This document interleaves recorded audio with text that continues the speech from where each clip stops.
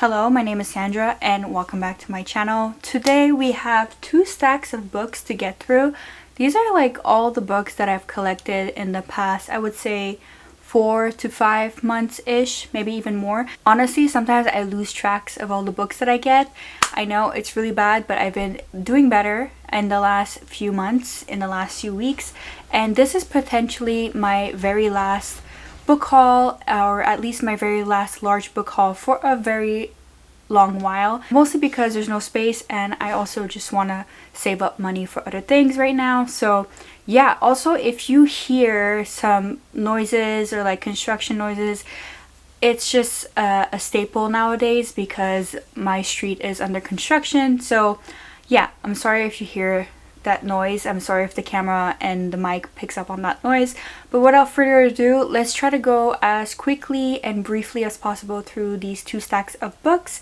As always, I will link everything down below, so in case you see something that caught your eye or heard something that sounds like something you'd like to pick up, you can do that. I am really out of practice with filming and filming book hauls as well, so bear with me for this video because I feel like once you stop doing them, it gets really hard when you start filming again. So yeah, let's just start. So the first book that I have here is a French book. I think this is probably the only French book that I'll showcase in this video. It's La Princesse de Clèves by Madame de Lafayette. And I heard that this is a beautiful, like, sweeping romance story of like a forbidden love. I think this has been compared to White Nights by Fyodor Dostoevsky. I don't know what I was watching, but I think I watched like a few Instagram reels that had mentioned this book, so it really piqued my interest. I think the title might be the same in English as well. Then I got this book that a lot of people rave about, and it's If Cats Disappeared from the World by Genki Kawamura. And I just love the cover. I think this book is going to be very contemplative. Honestly, I love books that have to do with cats. I have 2 cats. They're like the joy of my life. They're the love of my life. They're my babies. They're my children. So I really want to pick this one up and read it on a day that I need a pick-me-up or I need something short to read. So that's why I got this one. Another short book is Coup de Grâce by Sophia Adjuram. The reason why I picked it up is because it's from a Montreal author, and I had read an interview by Bellatrix on this novel and about the author, and I really found it interesting. So I'm trying to find a review. Oh yeah, so it says here, Viking has a plan, throw himself into the St. Lawrence River in Montreal and end it all for good, believing it to be the only way out for him after a lifetime of depression and pain. But stepping off the subway, he finds himself in an endless looping station. Determined to find a way out again, he starts to explore the rooms and corridors ahead of him. But no matter how many claustrophobic hallways or vast cathedral-esque rooms he passes through, the exit is nowhere in sight. The more he explores his strange new prison, the more he becomes convinced that he hasn't been trapped there accidentally. And among the shadows and concrete, he comes to realize that he almost certainly is not alone. A terrifying psychological nightmare from a powerful new voice in horror. So yeah, I love this idea of you want to take your life, but instead you're like in this horror-induced liminal space. Honestly, I love these types of psychological horror, so I am definitely saving this for the fall time. Then I got this book, which is Against Nature, which is from the French A Rebours by Joris Cora Huysmans. And actually, I heard about this book on the channel. What's her? I think her channel name is Dove Absentia, and she talks a lot about beauty and art and Oscar Wilde and Clarice Lispector. I'll link her channel down below, but she's the one that actually talked about this book, and that's why I added it to my wish list. And once I found it online, I bought it. And yeah, I think this is again another book about like aesthetics and decadence and in the style of Oscar Wilde. Actually, this book inspired Oscar Wilde, if I'm remembering correctly. So it is actually a book that inspired Mallarmé, Zola, and Wilde. So I'm so intrigued by this book. I feel like I don't read enough cozy books, and I got this one to remedy that for this coming season. And it's The Grace of Wild Things by Heather Fawcett. If that name rings a bell, it's the author that has that popular series. I don't remember the name right now, but I'll insert a picture here. I've not read that series, but I definitely am looking into reading it at some point. Right now, obviously I have too many books, so I'm not going to be picking it up right now. So I think from what I heard, this is a like a Anne of Green Gables retelling. Yeah, it's inspired by Anne of Green Gables, so I just love that premise and I can't wait to pick this one up. Okay, so I picked this next book because I've been following this YouTuber, this content creator for a while now, and she also is traditionally publishing her next novel, but this is her self-published work, and it's A Year in Tokyo, an illustrated guide and memoir of 13 magical months spent exploring the city of Ginkgo Leaves by Christiane Jones. And obviously she's from the channel Christiane Jones, and I really do want to go and visit Tokyo at some point, so when I do, I'll have this book as a reference. As you guys know, I have a self-help kind of channel, but it's more of a channel where I talk about my experiences and what I'm discovering in my own life, and once in a while I get obsessed with a certain body part or a specific thing that I can improve on or I need to learn more about, and I got this one, and it's called Younger for Life, Feel Great and Look Your Best with the New Science of Autojuvenation by Anthony Yoon. So yeah, I don't know, I'm just so fascinated about how I can take care of my skin without needing in the future any like cosmetic procedure. And I don't know, it's a big topic right now. It's not the type of topic that I talk about on this channel, but I just wanted to let you guys know that I'm going to be reading this book. Then I read a previous book by Michael Pollan this year, and it's called How to Change Your Mind, and this is his following book after that book, and it's This Is Your Mind on Plants. And another interest or area of interest this year is the impact of plants and other type of medicinal plants on the mind and the body. So I definitely enjoyed How to Change Your Mind a lot, so I figured I'd pick this one up by him as well. Then I got this book. It's called Touch by Olaf Olafsson.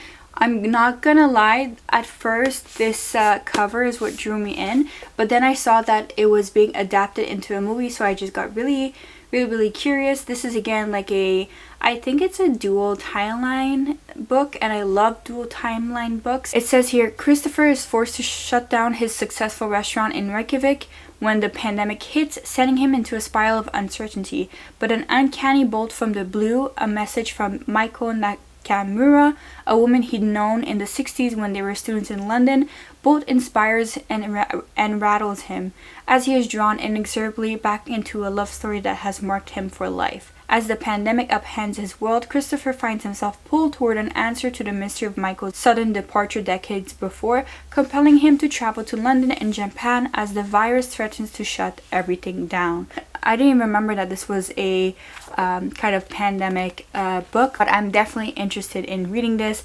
I definitely do like pandemic books. I know you would think after the pandemic most of us would hate pandemic books and pandemic literature and post-apocalyptic literature, but a lot of us are actually more drawn to it, if that makes any sense. Then I picked up Nettle and Bone by T. Fisher.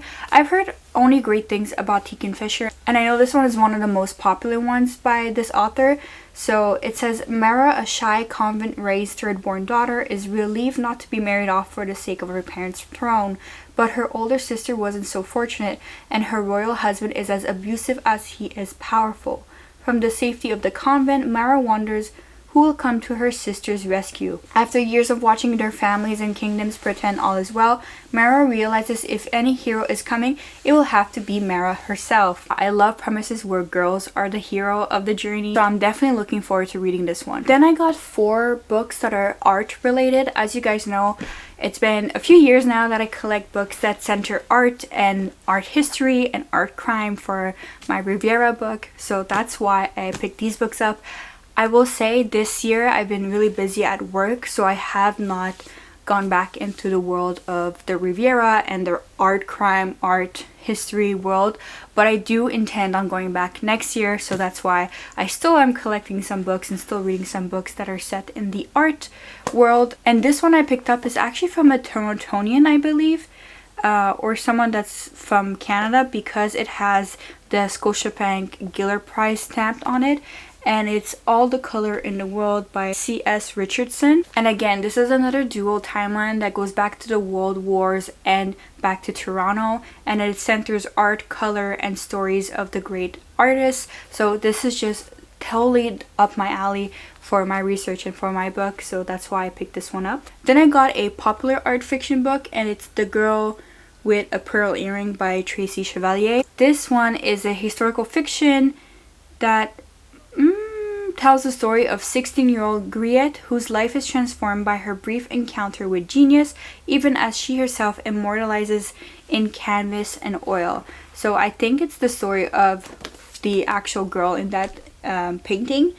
And yeah, I just love how soulful her eyes look. Actually, the reason why I picked this one up is that I had just recently read What the Ermine Saw, and that's about Da Vinci's painting of Lady with the Ermine. That also took like a life-size sweeping narrative. Although it wasn't in a fictional setting, I still just enjoyed traveling into an image or a portrait, and like authors taking liberties to construct an image out of it and to construct a story. Another one is The Marriage Portrait by Maggie O'Farrell. So there's a theme here. So I read those two books, and I plan to read this one, and hopefully in the future I'll make a video recommending books that started off as portrait. I got this next art book because it was recommended on Dakota Warren's channel, and she read this one. It's called Andy Warhol and Pat Hackett on Popism, and this is just about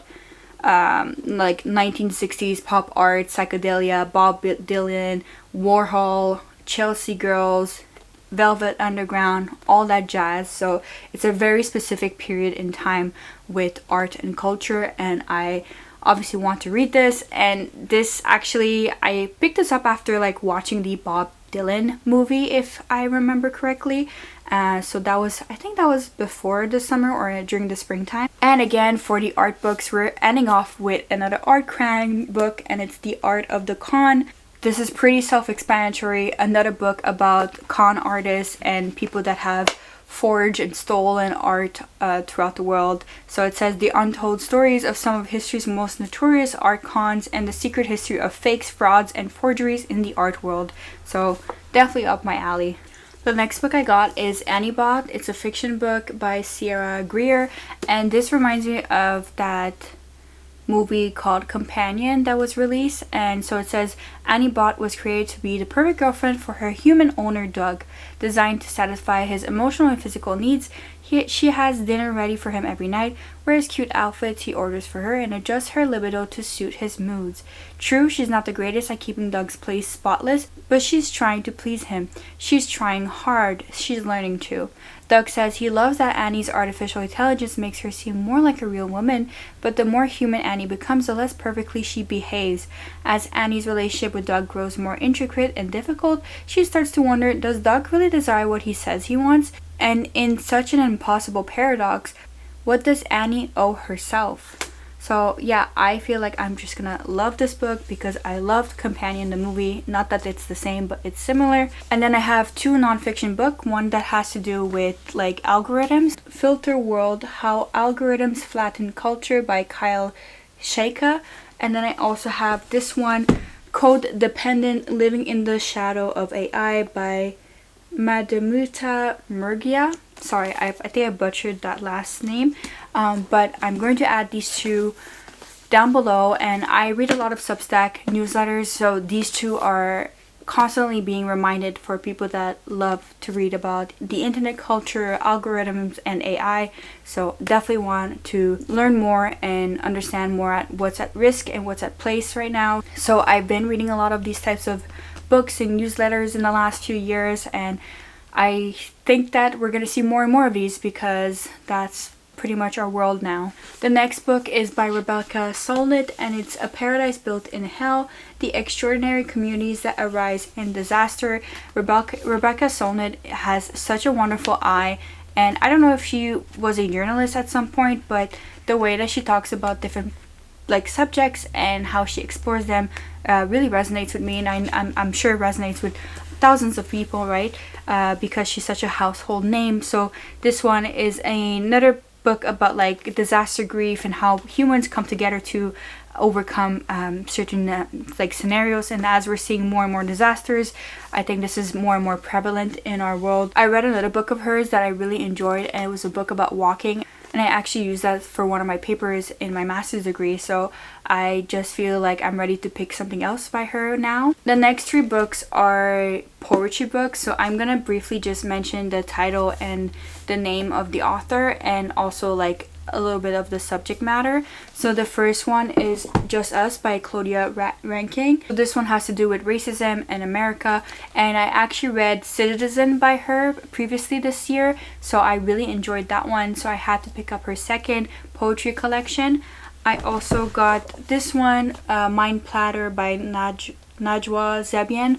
I follow her online. She talks a lot about overcoming like being emotionally abused and, you know, stepping into your power, so that's why I picked this one up. And then I also have this one by Isabella Dorta, The Letters I Will Never Send. I'm not too sure how much I'm gonna enjoy this one, but it's like she was really famous back in the day on TikTok. I don't know if she still posts, because I've been like really in and out of TikTok and Instagram the last year, so just wanted to support another, you know, I like to support online creatives and authors and writers, as you can see from this haul, so that's why I got this one as well. So one thing about me is that I really enjoy cinema and watching cinema.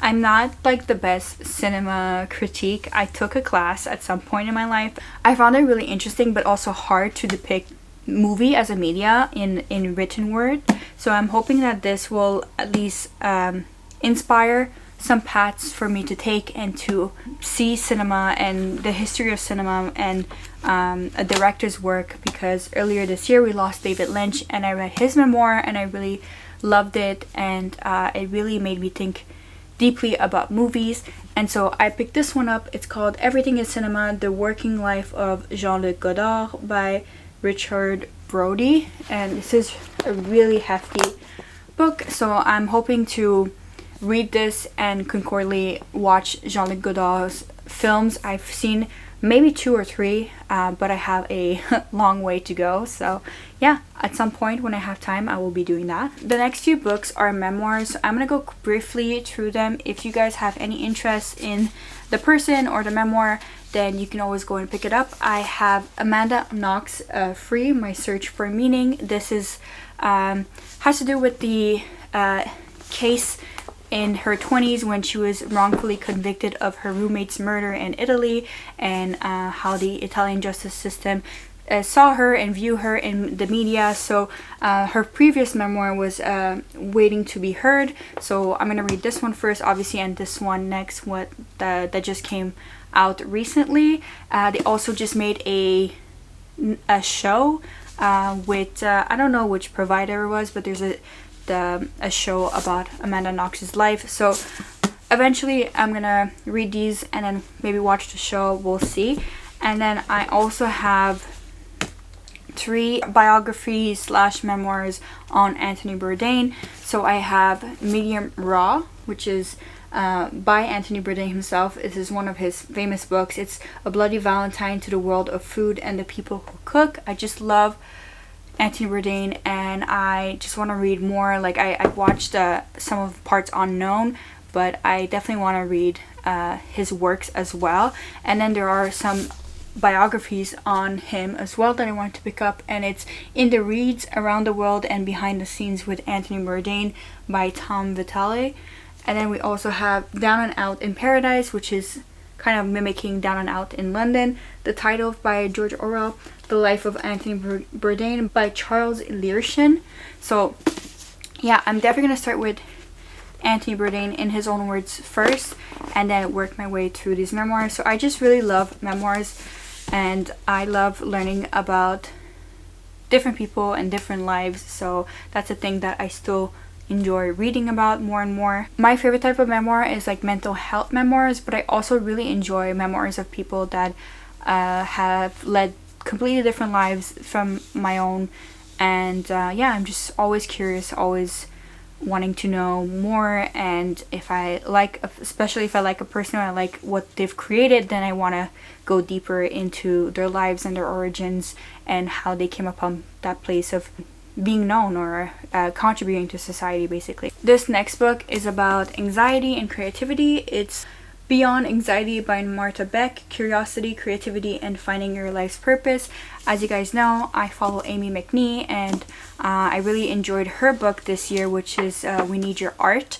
And she had been a guest on the Marta Beck's podcast. And so after hearing that podcast, I definitely wanted to pick up something by Marta Beck, and this is her new release from this year as well. So since we're talking about creativity right now, I want to go through the other creativity and writing books that I picked up, because that's another thing I love to read constantly as I am writing and, you know, trying to be more creative in my own life. So I finally got a copy of Creativity Inc. by Ed Catmull, and it's Overcoming the Unseen Forces That Stand in the Way of True Inspiration.